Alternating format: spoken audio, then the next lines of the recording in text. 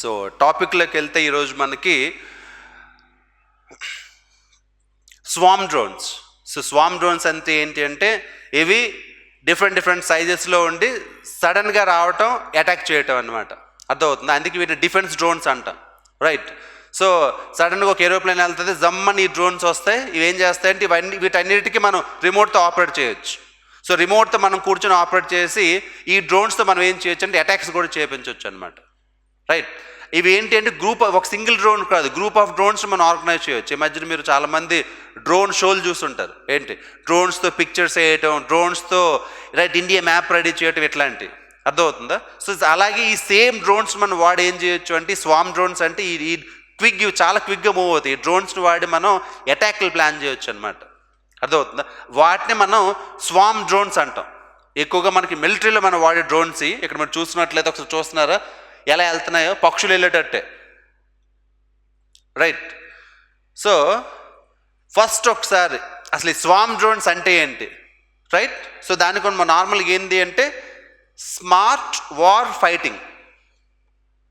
నార్మల్గా వార్ అంటే ఏంటి, డైరెక్ట్గా ఫిజికల్గా ఎదురెదురుగా కాల్చుకోవటం. కానీ ఇక్కడ ఏంటి స్మార్ట్ వార్, దానికి మనం వాడేదే ఈ డ్రోన్స్.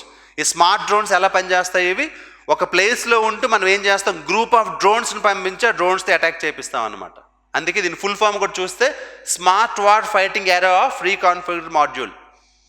అది ఇంగ్లీష్ టర్మ్. నార్మల్గా అయితే స్వామ్ అంటే మీనింగ్ కూడా అదే అనమాట, రైట్. సో మల్టిపుల్ డ్రోన్స్ ఇక్కడ చూస్తే మల్టిపుల్ డ్రోన్స్ వెళ్ళి అటాక్ చేయటం. సో ఆ మల్టిపుల్ డ్రోన్స్కి మనం ఏం చేస్తాం, మన దగ్గర ఉన్నటువంటి టెక్నాలజీని వాడి కంట్రోల్ చేయటం అనమాట. సో ఇక్కడ మీరు చూసుకున్నట్లయితే ఒక హెలికాప్టర్ ఉంటుంది, అర్థమవుతుందా? సో ఫస్ట్ మీరు చూడండి, డ్రోన్స్ లాంచ్ చేయటం, మళ్ళీ తర్వాత అవి బయటకు వచ్చి అవి అన్ఫోల్డ్ అయ్యి అవి మొత్తం కోఆర్డినేట్ చేసుకుంటాయి అనమాట. దాన్ని మొత్తానికి మనం టెక్నాలజీతో కంట్రోల్ చేస్తాం. ఎందుకంటే పైన satellite, ground level station, right. Ground స్టేషన్లో పీపుల్ ఉంటారు, వీళ్ళు ఆపరేట్ చేస్తారు. శాటిలైట్ నుంచి సిగ్నల్, ఆ సిగ్నల్ వాడుకొని ఏం చేస్తామంటే ఈ డ్రోన్స్ మనం డైరెక్ట్ చేసి అటాక్ చేపిస్తాం. అందుకే వీటిని ఏమంటాం మనం డిఫెన్స్ డ్రోన్స్, స్వామ్ డ్రోన్స్ అంటాం అనమాట. అర్థమవుతుందా? అయితే ఎలాగో కాంటెక్స్ట్ వచ్చింది కాబట్టి మనకి ఒకసారి ఈ డ్రోన్స్కి సంబంధించి ఇండియాలో రైట్ బేసిక్ రూల్స్ ఏంటి, రైట్ ఎలా ఆపరేట్ చేస్తున్నాం ఇండియాలో ఒకసారి అయితే తెలుసుకోవడానికైతే మనం ట్రై చేద్దాం, ఓకేనా. ఎలాగో ఇష్యూ వచ్చింది కాబట్టి ఒకసారి డ్రోన్ టెక్నాలజీకి సంబంధించి చూద్దాం. స్వామ్ డ్రోన్స్ అయితే మనకి ఇప్పుడు బేసిక్ ఐడియా తెలిసింది. అసలు డ్రోన్ టెక్నాలజీ ఇండియాలో ఎలా ఆపరేట్ అవుతుందో ఒక బేసిక్ ఇన్ఫర్మేషన్ చూద్దాం మనం, రైట్. ఫస్ట్ మీరు చూసుకున్నట్లయితే ఇక్కడ మీరు పిక్చర్ చూసి అక్కడ ఒకసారి ఓవరాల్ చూస్తే డ్రోన్స్ కాంపోనెంట్స్, క్లాసిఫికేషన్, దానికి సంబంధించిన ఇష్యూస్, డిఫెన్స్లో ఎలా వాడుతాం మనం, రైట్. మనం ఇండియాలో దానికి సంబంధించి ఏ ఇనిషియేటివ్స్ తీసుకున్నాం, ఒక కూలంకుషంగా మొత్తం డ్రోన్స్కి సంబంధించి ఒక బేసిక్ ఇన్ఫర్మేషన్ అయితే ఒక 10-15 నిమిషాల్లో ఒక సమ్మరీ అయితే తెచ్చుకుందాం, రైట్. సో రేపు పొద్దున్న దీనికి సంబంధించి ఏ ఇన్ఫర్మేషన్ అయినా మనకు క్లారిటీ ఉంటుంది, right. Governmental policy, initiatives, schemes అన్నీ దీనికి సంబంధించి ఒక చిన్న సమ్మరీ అయితే తెలుసుకోవడానికి ట్రై చేద్దాం, ఓకేనా. సో ఫస్ట్ మీరు చూడండి, ఫస్ట్ డ్రోన్ ఎలా ఆపరేట్ చేస్తుంది మీ అందరికీ తెలుసు. డ్రోన్స్ ఆపరేట్ చేయాలి అంటే కంపల్సరీగా మనకి ఏం కావాలి, జీపీఎస్ సిస్టమ్, గ్రౌండ్ లెవెల్లో దానికి రిమోట్ కంట్రోల్. సో ఈ రెండింటితో మనం ఏం చేస్తాం, రైట్, డ్రోన్ని ఆపరేట్ చేయడం అనేది జరుగుతుంది. దీన్ని నార్మల్గా ఏమంటాం మనం, అన్మ్యాన్డ్ వెహికల్స్ అంటాం కదా. మీరు అన్మ్యాన్డ్ ఎయిర్ క్రాఫ్ట్ అంటాం, యుఏవీస్ అంటాం, అన్మ్యాన్డ్ ఏరియల్ వెహికల్స్. డ్రోన్స్కే ఇంకొక పేర్లు, అర్థమవుతుందా. సో దానికి మీకు ఎందుకు చెప్పినట్టు ఇది గ్రౌండ్ లెవెల్ స్టేషన్, ఇక్కడ శాటిలైట్. సో శాటిలైట్ నుంచి సిగ్నల్, గ్రౌండ్ లెవెల్ స్టేషన్ నుంచి కంట్రోల్, ఈ రెండింటిని మనం వాడుకొని డ్రోన్స్ని అయితే ఆపరేట్ చేయడం జరుగుతుంది. దానికి అయ్యే కాంపోనెంట్ చూడండి. అందుకే జీసీఎస్ అంటే ఏంటి, గ్రౌండ్ కంట్రోల్ స్టేషన్. సో ఈ ground control stations satellites, right. దీన్ని బేస్ చేసుకొని మనం బేసికల్లీ ఏంటి డ్రోన్స్ అయితే ఆపరేట్ అవుతాయి, ఓకేనా. సో అందుకే దీనికి కంపల్సరీగా శాటిలైట్ కావాలి, జీపీఎస్ కావాలి, గ్రౌండ్ లెవెల్ కంట్రోల్ ఉండాలి. ఇది మోస్ట్ ఇంపార్టెంట్. అందుకే దీంట్లో కూడా మీరు చూస్తే మోస్ట్ ఇంపార్టెంట్ ఈ లిథియం అయాన్ బ్యాటరీస్ వచ్చిన తర్వాత ఈ డ్రోన్ యూసేజ్ మారిపోయింది. ఎందుకంటే లిథియం అయాన్ బ్యాటరీస్తో మనకి ఎఫిషియన్సీ ఎక్కువ. సో డిఫరెంట్ టైప్స్ మనం నార్మల్గా ఏంటంటే ఈ క్లాసిఫికేషన్ ఎవరు ఇచ్చారు, మనం ఇచ్చింది కాదు, గవర్నమెంట్ ఇచ్చిన క్లాసిఫికేషన్. అంటే ఒక డ్రోన్ని, చిన్న సైజ్ డ్రోన్, ఏ డ్రోన్కి ఎక్కడ పర్మిషన్ ఇవ్వాలి అని గవర్నమెంట్ 2021లో తీసుకొచ్చినటువంటి రూల్స్ అనమాట. ఏంటంటే ఆల్మోస్ట్ ఇక్కడ చూస్తే మీకు 5 టైప్స్ ఉంటాయి. 250 గ్రాముల కన్నా తక్కువ ఉంటే నానో, రైట్.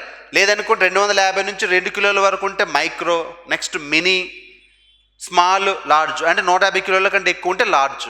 ఇలా ఇలా ఇది క్లాసిఫికేషన్, అంటే డిఫరెంట్ టైప్స్ ఆఫ్ డ్రోన్స్. ఒకసారి మీరు పిక్చర్ చూస్తే మీకు క్లియర్గా అర్థం అవుతుంది. ఓకేనా? సో మేజర్ దేని బేస్ చేసుకొని డ్రోన్ రూల్స్ ఎవరిస్తారు మనకి రూల్స్? మనకి ఒక బాడీ ఉంది, ఏంటి? సేమ్ అదే civil aviation, ministry of civil ఏవియేషన్లో డీజీసీఏ అంటాం. ఎవరు? DGCA, director general of civil aviation, వాళ్ళు ఇచ్చేదన్నమాట ఈ రూల్స్. అర్థమవుతుంది? సివిల్ ఏవియేషన్ అంటే మనకి ఏరోప్లేన్స్ వీటన్నిటిని చూసుకునేది సివిల్ ఏవియేషన్ మినిస్టర్ ఉంది కదా, జ్యోతిరాదిత్య సింధియా దానికి మినిస్టర్ కింద ఉన్నారు, రైట్? సో ఇదన్నమాట, రైట్? ఎవరిస్తారు ఈ rules? DGCA, director general of civil aviation. So next చూసుకున్నట్లయితే అప్లికేషన్స్ చెప్పాల్సిన అవసరం లేదు, నాకంటే మీ అందరికీ బాగా తెలుసు. సో ఈ రోజుల్లో చూస్తే ప్రతి ఫీల్డ్లో డ్రోన్స్ ఉన్నాయి, రైట్? దాన్ని ఏమంటారు? ఫుడ్ డెలివరీ దగ్గర నుంచి, మెడిసిన్ డెలివరీ దగ్గర నుంచి, అగ్రికల్చర్ ఫీల్డ్లో దాన్ని ఏమంటారు? మందులు కొట్టడం దగ్గర నుంచి ఆల్మోస్ట్ ప్రతి ఫీల్డ్లో మనం డ్రోన్స్ని వాడతాం, రైట్? పెళ్ళిళ్ళలోకి అయితేనేవి, ఎక్కడైనా ప్రతి దాంట్లో ప్రతి ఫీల్డ్లో కూడా డ్రోన్ అప్లికేషన్ లేదంటూ లేదు. సో ఇవి మీకు ఓవరాల్గా డ్రోన్స్కి సంబంధించి అప్లికేషన్స్, రైట్? ఈవెన్ మనకి ఎవరైనా పోచర్స్ ఏంటంటే అడవుల్లో వీళ్ళు దొంగతనంగా వెళ్ళి యానిమల్స్ని చంపేయటం, వాటి స్కిన్, వాటి దంతాలు వీటిని తీసుకోవటం, రైట్? దానికి కూడా ఆల్మోస్ట్ అన్ని ఆస్పెక్ట్స్లో ఎన్విరాన్మెంట్ని మానిటర్ చేయటం, పర్యావరణంలో ఏం జరుగుతుంది, మార్పులు ఏంటి, వీటన్నిటికి కూడా, రైట్? అయితే దాంతోపాటుగా ఎలా ఉన్నాయో దీంతో పాటు రిస్క్ కూడా మనకు అంతే ఉంది. ఏంటో రిస్క్? ఫస్ట్ మెయిన్ మీరు చూసుకున్నట్లయితే ఇందాక మనం చెప్పినట్టే మన దగ్గరే డ్రోన్స్ లేవు. ఇప్పుడు ఇజ్రాయిల్, యుఎస్ లాంటి కంట్రీస్ దగ్గర నెక్స్ట్ లెవెల్ డ్రోన్స్ ఉన్నాయి వాళ్ళకి. మనం కొన్ని ఇంపోర్ట్ కూడా చేసుకున్నాం అందులో మన కోసం. సో ఇలాంటి డ్రోన్స్ వల్ల ఏంటి, అటాక్స్ చాలా ఈజీ. ఇప్పుడు సడన్ అటాక్స్ చేయొచ్చు. ఓకే, ఇంకోటి ఏంటి, నీకు ఎలాంటి క్యాజువాలిటీస్ లేకుండా, మీ వాళ్ళు ఎవరో చనిపోకుండా స్మార్ట్ డ్రోన్ సిస్టమ్ ఉంటే వేరే వాళ్ళని మనం అటాక్ చేసి చంపొచ్చు వాళ్ళని. అర్థమవుతుందా? సో చాలా ఇష్యూస్ ఉన్నాయి. సో అదేవిధంగా డేటా, రైట్? డేటా సెక్యూరిటీ ఏంటి? ఇప్పుడు ఆ డ్రోన్స్ ద్వారా ఎక్కడి నుంచి ఇన్ఫర్మేషన్ ఎవరు కలెక్ట్ చేస్తున్నారు, ఇది మనకేం తెలియదు కదా. సో ఎందుకంటే కొన్ని డ్రోన్స్ ఇప్పుడు వీళ్ళు అంత హైట్ నుంచి కూడా వీళ్ళు ఇన్ఫర్మేషన్ కలెక్ట్ చేసుకోవచ్చు, right? So next more number of drones ఇప్పుడు వాడుతున్నాం అనుకోండి, అది అందులో మళ్ళీ ఆ ఎయిర్ స్పేస్ కంజెషన్. అదేవిధంగా వీటి వల్ల హెవీగా వాడామనుకోండి, బర్డ్స్ కూడా ఇబ్బంది, ఆ ఫ్రీక్వెన్సీ వల్ల, ఆ రేడియేషన్ వల్ల. అదేవిధంగా ఆ ఎక్కువ డ్రోన్స్ మూవ్ అయ్యామనుకోండి, ఏరోప్లేన్స్ వల్లే బర్డ్స్కి డేంజర్, వీటి వల్ల నార్మల్గా ఆ పక్షులు కూడా ఇబ్బంది పడే అవకాశాలు కూడా ఉంటాయి, ఎందుకంటే హెవీ రేంజ్లో మనం వాడితే, రైట్? సో ఇష్యూస్ కూడా అంతే ఉన్నాయి మనకి. అదేవిధంగా మీరు చూస్తున్న రిమోట్ వార్ఫేర్, ఒక రూమ్లో కూర్చొని మీరు డ్రోన్స్ని ఆపరేట్ చేస్తే బాంబులు వేయచ్చు, అంతే కదా. సో వెపన్స్ని గన్స్ ఆపరేట్ చేయొచ్చు. ఇవన్నీ దీనివల్ల వచ్చే ఇష్యూస్ మనకి, ఓకేనా? అదే ఇప్పుడు వీటిని ఎవరు నక్సల్సో లేదు అనుకున్న టెర్రరిస్టులు వీళ్ళు పట్టుకున్నారు అనుకోండి, ఎస్పెషల్ టెర్రరిస్టులు, వాళ్ళ చేతులకు వెళ్తే ఏంది పరిస్థితి, రైట్? వాళ్ళు కూడా యూజ్ చేసి ఈ మధ్యన మనం చూసాం, ఎస్పెషల్లీ పంజాబ్లో వీళ్ళు ఏం చేస్తున్నారు, డ్రోన్స్ వాడి డ్రగ్స్ సప్లై చేస్తున్నారు. మీరు కూడా చూస్తుంటారు, రైట్? ఆ డ్రోన్కి డ్రగ్స్ కడుతున్నారు, డ్రగ్స్ కట్టేసి డ్రోన్స్ తీసుకొని సప్లై చేస్తున్నారు. మన బీఎస్ఎఫ్ వాళ్ళు వాటిని షూట్ చేయాల్సి వస్తుంది. ఇవన్నీ ఇష్యూసే. Yes or no? సో డిఫెన్స్కి వచ్చేసరికి ఏంటి, డిఫెన్స్లో కాకపోతే దీన్ని అడ్వాంటేజెస్ కోకొల్లలు. ఎందుకు? మనుషులు వెళ్ళకుండా వీటిని వాడే మనం చాలా డేటా తెచ్చుకోవచ్చు. సర్వేలెన్స్, సీక్రెట్గా మన ఇన్ఫర్మేషన్ గ్యాదర్ చేయొచ్చు, right? Suppose for example suppose ఏదో ఒక ప్లేస్కి వెళ్ళాలి అనుకోండి, ఫస్ట్ అక్కడికి వెళ్ళి ఈ డ్రోన్స్ వెళ్ళి చూస్తే లొకేషన్ మనకు తెలుస్తుంది, ఆ లొకేషన్కి మనం వెళ్ళగలమా లేదా అని. So search and rescue operation చాలా ఈజీ, రైట్? మ్యారిటైమ్, మన చుట్టూ కోస్టల్ ఏరియా మొత్తాన్ని మనం ఆల్మోస్ట్ అన్ని కోస్టల్ ఏరియా మానిటర్ చేసుకోవచ్చు. అదేవిధంగా కౌంటర్ టెర్రరిజం ఆపరేషన్ చేయొచ్చు. సో డిఫెన్స్ నిజంగానే డ్రోన్స్ వల్ల యూసేజ్ ఉందంటే పక్క చాలా ఉందని మనం చెప్పాలి. కాకపోతే పాయింట్ ఏంటి, మనకి ఎంత యూజ్ ఉంది, వేరే వాళ్ళకి కూడా అంతే యూజ్ ఉంది. సో అది మనకి ఇష్యూ ఇక్కడ. డిఫెన్స్ అంటే మన ఒకరికే కాదు కదా, వేరే వాళ్ళకి కూడా ఉంటుంది. సో నెక్స్ట్ ఇక్కడ మీరు చూసినట్లయితే మనకి ఇవి కొంచెం ఎగ్జామ్ కాంటెక్స్ట్ మీకు కొంచెం ఇంపార్టెంట్. మనం తీసుకొచ్చింది ఏంటంటే ఈ డ్రోన్ డిఫెన్స్ సిస్టమ్, మనది ఇంద్రజాలం అంటాం కదా, ఒక మాయాజాలం, రైట్? సో మన ఇంద్రజాలం ఏంటి అంటే మొత్తం ఇవన్నీ ఆక్యుపై ఉండి మన డ్రోన్ డిఫెన్స్ సిస్టమ్ అనమాట. ఇప్పుడు అమెరికాకి ఇజ్రాయెల్కి వాళ్ళు ఎలా తెచ్చుకున్నారు, మన పేరు ఏంటి అంటే ఇంద్రజాల్. ఏంటిది? నార్మల్గా అటానమస్ డ్రోన్ డిఫెన్స్ సిస్టమ్. అంటే ఏంటి, ఈ డ్రోన్స్ ద్వారా మనం ఏం చేసి అటాక్ చేయించవచ్చు అనమాట. దానికి మనం పెట్టిన పేరు ఇంద్రజాల్. అలాగే ఈ ఇజ్రాయెల్ నుంచి మనం తెచ్చుకుంది ఇంపార్టెంట్ హెరాన్. ఇందాక మీకు చెప్పాను కదా, ఇజ్రాయెల్ నుంచి తెచ్చుకున్న డ్రోన్స్ అనమాట. ఎందుకంటే మోస్ట్ పవర్ఫుల్ ఇవి. ఎస్పెషల్లీ ఏంటి, వెపన్ డెలివరీ, వెపన్ షూటింగ్లో కానీ వెపన్ డ్రాప్లో కానీ మోస్ట్ ఎఫిషియెంట్. అలాగే అమెరికా నుంచి తెచ్చుకున్నవి ఏంటి, ఎంక్యూ. సో ఎంక్యూ ఏమో అమెరికా నుంచి తెచ్చుకున్నాం, హెరాన్ ఏమో ఇజ్రాయెల్ నుంచి తెచ్చుకున్నాం. ఓకే, సో దానికి మనం వీటన్నిటిని వాడుతున్నాం కాబట్టి ఇందాక మీకు చెప్పానో లేదు, అదే చూడండి ఆ రూల్స్ ఎవరు ఇస్తారు మనకి.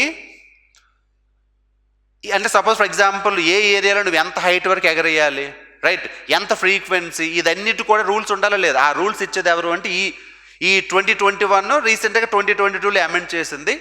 ఇచ్చేది ఎవరు, ఇందాక మీకు చెప్పాను, DGCA, director general of civil aviation. ఎవరి కిందకు వస్తుంది, సివిల్ ఏవియేషన్ మినిస్ట్రీ కిందకు వస్తుంది ఇది. ఓకేనా, సో ఇది మనకి బేసిక్ ఇన్ఫర్మేషన్. నెక్స్ట్, సో ఈ డ్రోన్స్ యూసేజ్ని పెంచడానికి మనం తీసుకొచ్చింది ఏంటి అంటే డిజిటల్ స్కై. డిజిటల్ స్కై ఏంటి, నువ్వు ఒక డ్రోన్ కొన్నావు అనుకోండి, సో ఆ డ్రోన్కి ఒక పర్మిషన్ కావాలి. సో మనం ఎవరి దగ్గరికి వెళ్ళి అప్లై చేయొచ్చు, just digital sky platform open చేసి అందులో మనం అప్లై చేసుకోవచ్చు. So and so drone, so and so ఇది కాన్ఫిగరేషన్, పర్మిషన్ కావాలి అని. సో దానికోసం మనం తీసుకొచ్చిన ప్లాట్ఫామే డిజిటల్ స్కై ప్లాట్ఫామ్. అలాగే ఇంకొకటి ఏంటి అంటే no permission no take off. కొన్ని రీజియన్స్కి మీరు వెళ్ళారు అనుకోండి, సపోజ్ ఇప్పుడు ఆ ఏరియాలో ఇప్పుడు మనకి వైజాగ్ ఉందనుకోండి, షిప్పింగ్ మన అక్కడ అంతా డిఫెన్స్ ఏరియా, ఇది నేవీ ఏరియా ఉంటుంది, అలాంటి ఏరియాలకు వెళ్ళి అనుకోండి, వాళ్ళు అక్కడ అన్ని రాడర్స్ పెడతారు, నువ్వు అక్కడ ఎగరేయాలనుకున్నా కూడా ఎగరేయలేవు. సో వాటిని మనం ఏమంటామంటే no permission no take off area అంటాం. ఓకే, సో అలాగే మనం ఈ పిఎల్ఏ స్కీమ్ అంటే ఏంటంటే ప్రొడక్ట్ లింక్డ్ ఇన్సెంటివ్ స్కీమ్ అంట. ఏంటది, ప్రొడక్ట్ లింక్డ్ ఇన్సెంటివ్ స్కీమ్. అంటే ఎక్కువ డ్రోన్స్ ఇండియాలో నువ్వు మ్యానుఫ్యాక్చర్ చేసావు అనుకో, నీకు ఎక్కువ డబ్బులు ఇస్తుంది గవర్నమెంట్, ఇన్సెంటివ్స్ చెయ్యు, రాయితీలు తీసుకో, అది స్కీమ్. ఎందుకంటే ఎక్కువ ప్రొడక్షన్ చేయడానికి, ఇండియాలో చేయటానికి. అలాగే స్కిల్ పెంచడానికి డ్రోన్ శక్తి. ఈ డ్రోన్ శక్తి అంటే ఏంటంటే మన దగ్గర ITIలు ఉన్నాయి కదా, రైట్, ఇండస్ట్రియల్ ట్రైనింగ్ ఇన్స్టిట్యూట్స్. ఈ ITIస్లో ఈ డ్రోన్స్కి సంబంధించి స్కిల్స్ ఇప్పించడం అనమాట. దాన్నే మనం డ్రోన్ శక్తి ప్రోగ్రామ్ అన్న స్కిల్ డెవలప్మెంట్. అంటే మన వాళ్ళకి ట్రైన్ చేయటం, పర్మిషన్లు ఇచ్చి ఎలా వాడాలో చెప్పటం, అర్థమవుతుందా? ఇవన్నీ మనం తీసుకొచ్చినటువంటి ఇనిషియేటివ్స్ డ్రోన్కి సంబంధించినంత వరకు, రైట్. సో నాకు తెలిసి అర్థమైంది అనుకుంటాను ఇష్యూ అయితే. మీకు ఇది అర్థమవుతుందా? మీకు ఏమైనా క్వశ్చన్స్ ఏమైనా ఉన్నాయనుకోండి కామెంట్ సెక్షన్లో అయితే పెట్టండి. ఇది డ్రోన్స్కి సంబంధించి, స్వామ్ డ్రోన్స్ అండ్ డిఫెన్స్కి సంబంధించి ఇండియాలో డ్రోన్ టెక్నాలజీని మనం ఎలా వాడుతున్నాం, ఇది ఇష్యూ అయితే, రైట్. సో ఇంకో ఇష్యూతో మళ్ళీ కలుద్దాం, రైట్. Thank you.